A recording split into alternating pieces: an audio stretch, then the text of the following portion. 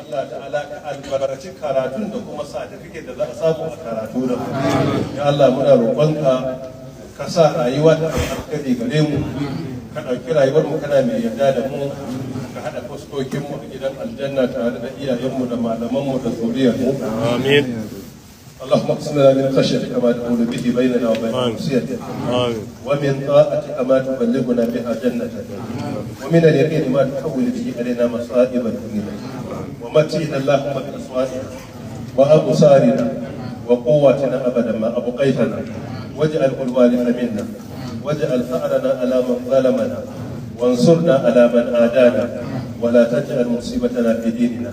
ولا تجعل الدنيا أكبر همنا ولا مبلغ علمنا ولا إلى النار مصيرنا واجعل الجنة هي دارنا ولا تسلط علينا بذنوبنا من لا يخافك فينا ولا يرحمنا برحمتك يا أرحم الراحمين وذن سكن من الدعاء يا هنم الله تعالى كبيا وجهكم على خير ربنا آتنا في الدنيا حسنة